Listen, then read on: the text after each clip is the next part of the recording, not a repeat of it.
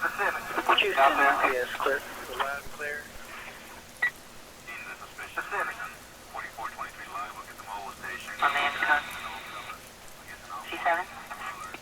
Yes, ma'am, we'll be clear, and 233 will be clear on hand for E. Edward, and so we both be assisting. This is Dr. Michael Harrington, Senior Seismologist with the United States National Seismic and Tsunami Monitoring Agency. I am broadcasting from our Emergency Command Center.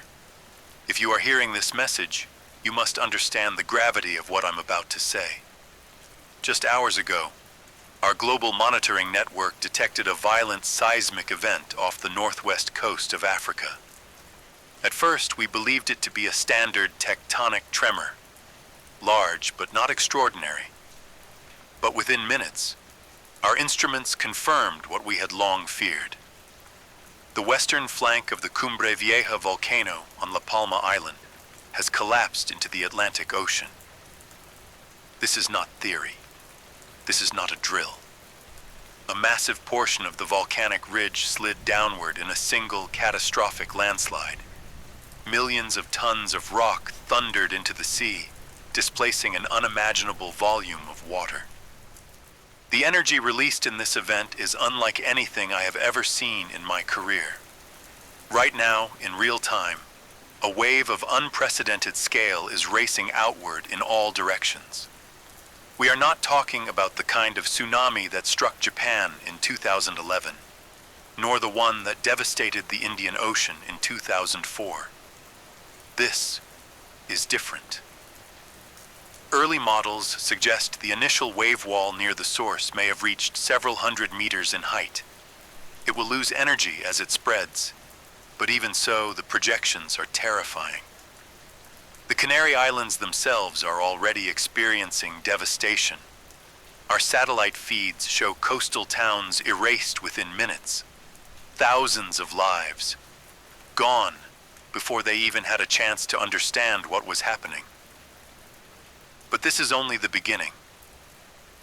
In less than an hour, the western coasts of Morocco, Mauritania, and parts of Portugal will face the next impact. After that, the wave will continue across the Atlantic. If current models are accurate, the eastern seaboard of the United States could be struck within 8 to 9 hours. Cities like Miami, New York, and Boston are all within the projected danger zones. Please remain calm and prepare to move inland immediately if you are anywhere near the coast. This is not speculation. This is not rumor. A mega tsunami is coming, and humanity has never faced anything like it.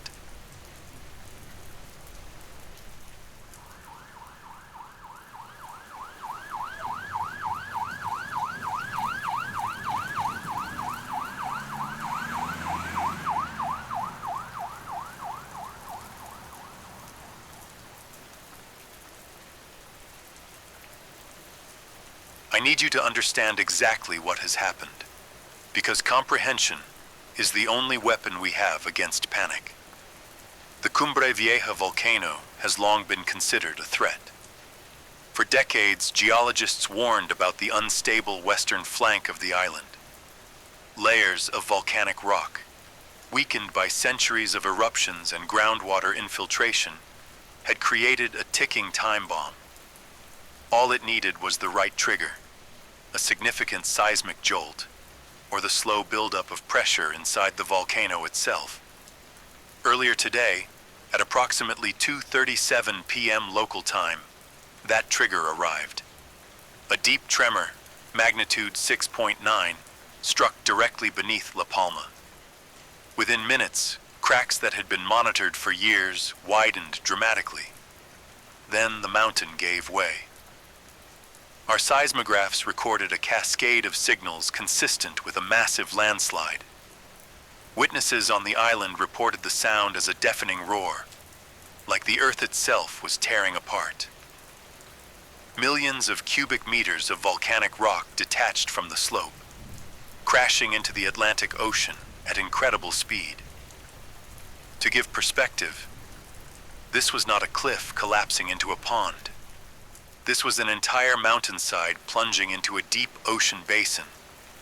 The displacement of water was instantaneous, violent, and absolute. Imagine dropping a continent-sized stone into the sea. That is the closest comparison I can offer. The collapse created a surge so large that our ocean buoys, spaced across the North Atlantic, registered spikes off the charts. The wave did not simply rise, it exploded outward. Near the point of origin, models indicate wave heights exceeding 500 meters. No structure, no vessel, no coastline can withstand such force. Satellite imagery confirmed the event in real time. Dust clouds rose from the island, spreading like ash from a nuclear detonation. The western coastline of La Palma was obliterated within seconds. Entire villages were erased, swept away by walls of water taller than skyscrapers. Communication lines to the island have since gone silent. The physics behind this event are cruelly simple. The kinetic energy of the falling rock transferred directly into the ocean, pushing water outward in every direction. Unlike normal tsunamis, which are often generated by tectonic uplift, this landslide-driven surge carries concentrated momentum. It is compact, fast, and ferociously destructive. The first victims were those who never saw it coming. The fishermen, the families on the shore, the communities who believed the warnings were just another false alarm. Now, that same force is moving across the Atlantic at the speed of a commercial jetliner. Make no mistake, the collapse of Cumbre Vieja is one of the most significant geological disasters in recorded history, and its consequences are only beginning to unfold.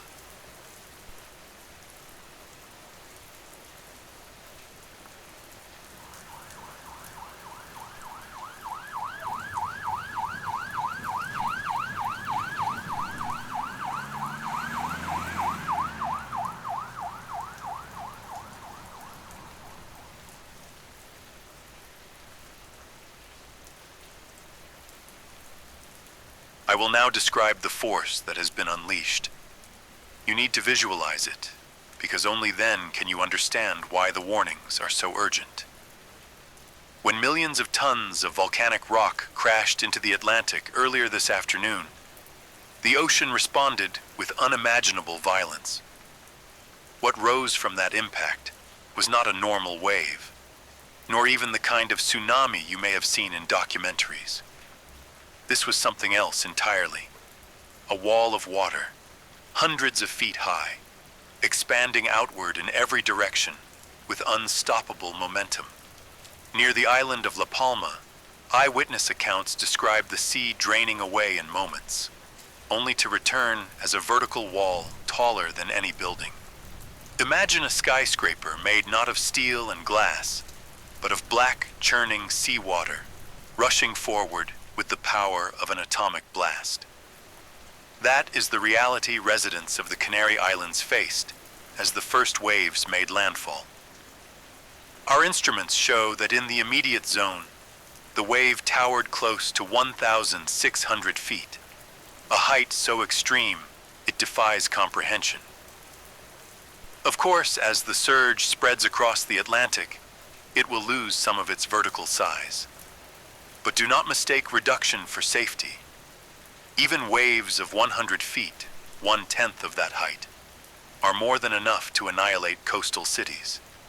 And according to our most current projections, wave trains exceeding that threshold are now racing toward multiple continents. The speed of this megatsunami is staggering. Unlike storm-driven waves, which crawl across the sea at a few dozen miles per hour, a displacement of this magnitude moves with the velocity of a jet aircraft. Right now, the front of the wave is traveling at nearly 500 miles per hour. That means entire nations will have only hours to prepare, if they prepare at all. We estimate that by 3:30 p.m. local time, Morocco's western coastline will take the first blow. Lisbon, Portugal, lies in the direct path and could see impact around 4 p.m. From there, the wave will not stop. It will cross the Atlantic like an unstoppable shadow. If models remain accurate, the eastern seaboard of the United States faces landfall between 10 p.m. and midnight Eastern Time. This is not a single wave, but a sequence, a train of surges that will hammer the coast for hours.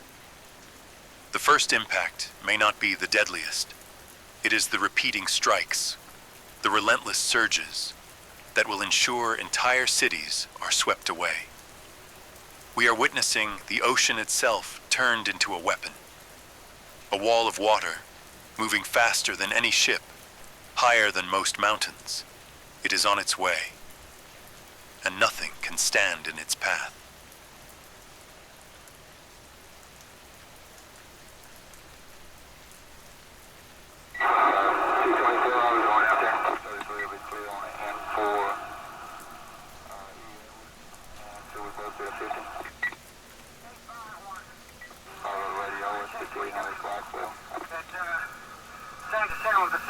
Houston, yes, clear.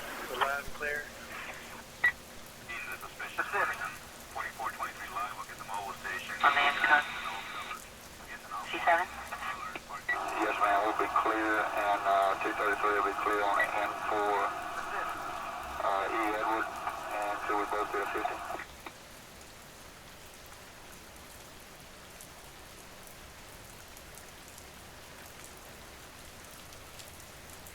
The first reports are coming in from the areas closest to La Palma. The devastation is beyond anything modern society has prepared for. Within minutes of the collapse, the western shores of the Canary Islands were swallowed by walls of water hundreds of meters high. Our satellite feeds, though briefly disrupted by ash and atmospheric interference, captured horrifying scenes. Entire towns swept into the ocean, buildings reduced to rubble in seconds, and plumes of seawater rising like smoke from a fire. Local authorities attempted evacuation, but there was almost no time. Fishermen out at sea reported an incomprehensible sight: the horizon itself disappearing behind a monstrous surge, then being replaced by the crushing, churning wall advancing toward them. Boats were overturned, thrown inland like toys. Those who survived the initial wave describe a deafening roar, the kind that shakes the very ground beneath your feet. Communities on La Palma's western coast were hit first. Coastal towns such as Tazacorte and Los Llanos were obliterated in what is being described as a single, instantaneous strike. Eyewitnesses report people running toward higher ground, only to find hills engulfed as secondary surges rolled inland. Rescue teams, already en route, are now unable to reach affected zones. Communications remain largely down, and we are receiving fragmented reports of chaos and mass casualties. Meanwhile, the wave continues outward. Preliminary models indicate that Morocco's Atlantic coast will experience its first surge within the next hour. Cities such as Agadir are issuing emergency alerts, but with only a narrow window to react, the level of destruction could mirror what we just witnessed in the Canaries. People are being urged to move as far inland as possible, but with a wave traveling at jetliner speeds, the margin for survival is razor thin. It is important to understand that this megatsunami is not a single wall of water. It is a sequence of surges, each one nearly as powerful as the first. Even if a coastal area survives an initial strike, subsequent waves may strike within minutes, each carrying enormous momentum capable of demolishing reinforced structures. The psychological impact is profound. Survivors describe an eerie silence after the initial wave, followed by the crushing realization that nothing is safe. Infrastructure, power grids, and communications are failing. Emergency responders are overwhelmed. Those who remain are forced into isolation, facing not just the water, but the complete breakdown of organized society. From our monitoring centers, we are tracking every movement of this colossal wave, but our instruments can only do so much. Humanity is watching, waiting, and bracing for what comes next.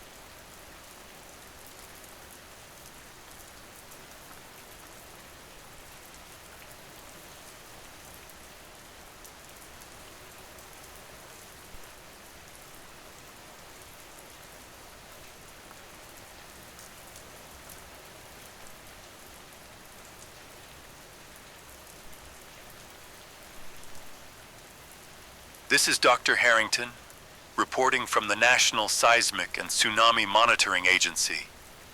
The megatsunami is now fully in the open Atlantic, and its reach is expanding with terrifying speed.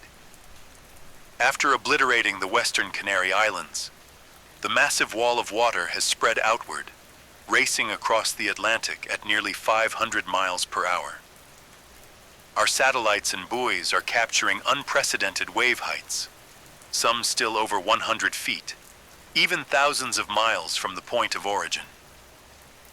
Coastal nations on the eastern side of the Atlantic have mere hours to react, and the window for effective evacuation is shrinking by the minute.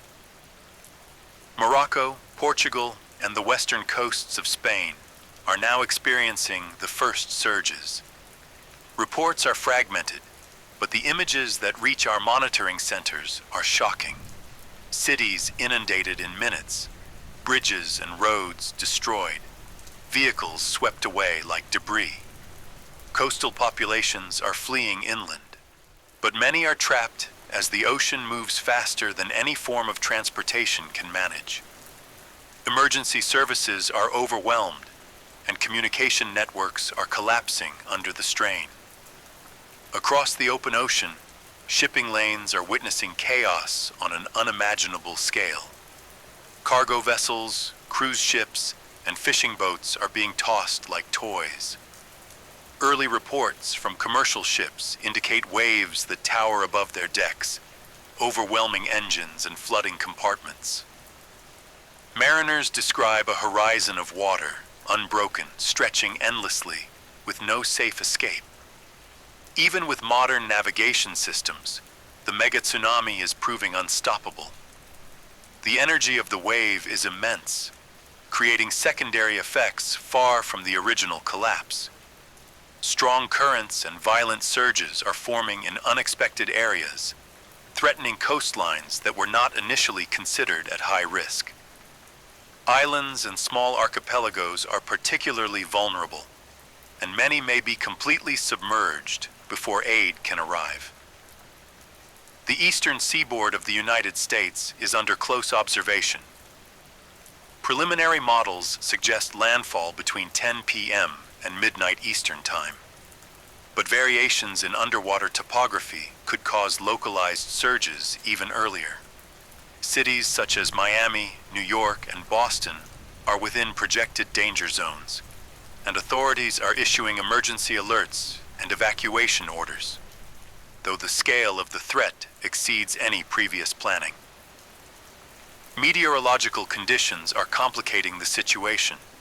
High winds and storm surges combine with the tsunami, amplifying destruction along exposed coasts. Flood defenses are being tested beyond their limits, and in many areas, they are failing entirely. From our command centers, we are tracking the wave continuously, calculating impact zones, and attempting to predict secondary surges. But make no mistake, this is a global-scale disaster, one that humanity has never faced. The Atlantic Ocean has become a corridor of unstoppable destruction, and there is no precedent for the speed and scale of what is unfolding. The world is holding its breath, waiting, and hoping that the worst can still be mitigated. But time is running out.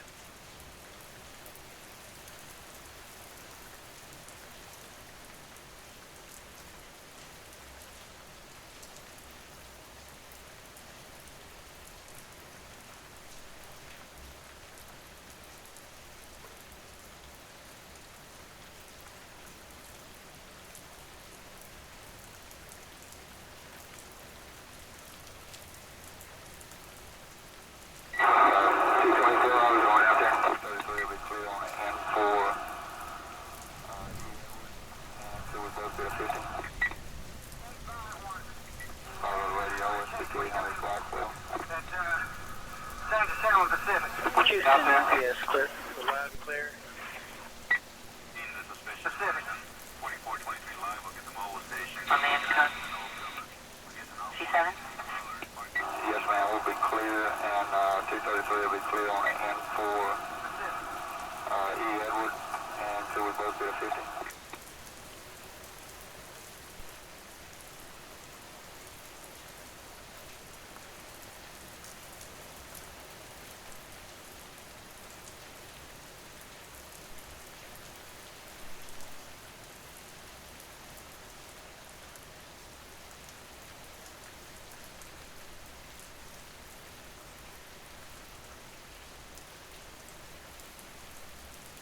As the megatsunami moves across the Atlantic, one of the most alarming consequences is the breakdown of global communications. In disaster scenarios, information is as critical as evacuation routes or emergency supplies. But in this case, the scale of destruction is overwhelming our ability to stay connected. Coastal communication networks in the Canary Islands and parts of North Africa have already collapsed entirely. Fiber optic lines are severed, cell towers toppled, and emergency broadcast stations wiped out. For those caught in the initial strikes, there is no way to call for help. As the wave continues toward Europe and the Americas, satellites are becoming the only reliable method to track the event. However, the combination of volcanic ash, atmospheric disturbances, and electromagnetic interference is affecting even space-based systems. Images that reach our control centers are delayed, incomplete, and often obscured by clouds of dust and smoke. For the first time in modern history, humanity is watching a disaster unfold almost blind. Emergency management agencies are issuing instructions via radio, but even these transmissions are struggling. Local radio stations are either offline or flooded with interference from collapsing infrastructure. In many coastal cities, the first warnings were received only minutes before the water arrived. Confusion reigns, panic spreads, and misinformation runs rampant. Social media, often a lifeline in crises, is unreliable. Servers overloaded by millions of users attempting to communicate are crashing, leaving communities isolated. Maritime traffic is in chaos. Ships attempting to escape the path of the megatsunami cannot coordinate effectively. Rescue operations are delayed or misdirected. Ports are inaccessible due to flooding and debris, and many ships report being trapped in open water with no clear path to safety. Communication blackouts are contributing to a mounting death toll, as critical warnings fail to reach those most at risk. In the United States, officials are struggling to disseminate evacuation orders along the eastern seaboard. Power grids are beginning to fail under storm conditions, knocking out local radio and television stations. Even emergency sirens are silenced in many areas. Communities that depend on alerts are now left to rely on intuition and local judgment. The psychological toll is immense. People isolated without information face fear, uncertainty, and helplessness. Families are separated, and entire cities are forced into improvisation. The breakdown of communications has transformed the megatsunami from a purely physical disaster into a crisis of survival, where knowledge, or the lack of it, can determine life or death. From our monitoring stations, we continue to broadcast updates, but we recognize the limitations. The ocean moves faster than any network, faster than any system built to alert humanity. And for those in its path, silence has become as dangerous as the waves themselves.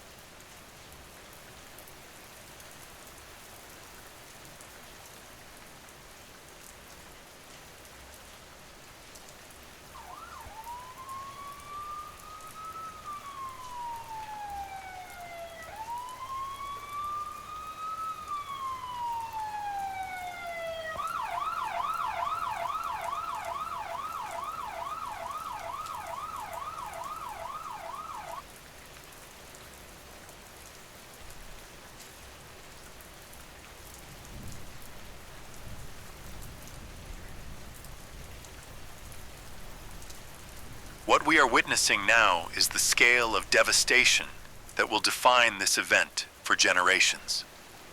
Along the coasts of the Canary Islands, Morocco, and Portugal, the scene is apocalyptic. Entire towns have vanished, their streets submerged under layers of seawater. Buildings that survived the first impact have collapsed under successive surges. Vehicles lie overturned, flattened, or swept miles inland. Bridges and highways, lifelines for evacuation, have been destroyed. Communication lines remain severed, leaving survivors cut off from both each other and the outside world. Emergency response teams are struggling to reach affected zones. In many areas, roads are impassable, airports flooded, and ports blocked by debris. Helicopters attempt to survey the damage, but ash clouds, wind, and water turbulence make flying perilous. Those who survived the initial strikes are now facing exposure, limited resources, and uncertainty. Shelters are overcrowded, and medical facilities, if intact, are operating beyond capacity. Across the Atlantic, the eastern coasts of North America are bracing for impact. Evacuation orders are in place, but the speed and size of the approaching waves make complete evacuation nearly impossible. The psychological strain is mounting. People are terrified, and panic is spreading.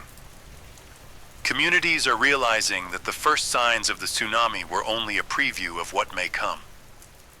Environmental consequences are severe and immediate. The megatsunami has displaced millions of tons of sediment, destroyed coastal ecosystems, and triggered secondary flooding in river deltas. Saltwater contamination threatens freshwater supplies, while debris and chemical runoff are creating additional hazards. Rescue and relief operations must now contend with a landscape that has been permanently altered. The human toll is still being assessed, but preliminary estimates suggest catastrophic losses. Thousands are missing, and many more have perished. Survivors are reporting harrowing stories of families separated, homes destroyed, and loved ones lost to the unforgiving waves. The scale of the disaster is global, and the full extent may never be completely known. Yet, even amidst this destruction, pockets of resilience emerge. Local communities are organizing makeshift relief efforts, sharing resources, and attempting to restore some sense of order. Human ingenuity and solidarity are beginning to surface in the shadow of immense tragedy. From our monitoring centers, we continue to track the progression of secondary surges and global ripple effects. Humanity faces a long road to recovery. The megatsunami has left its mark not just on coastlines, but on the collective consciousness of the world.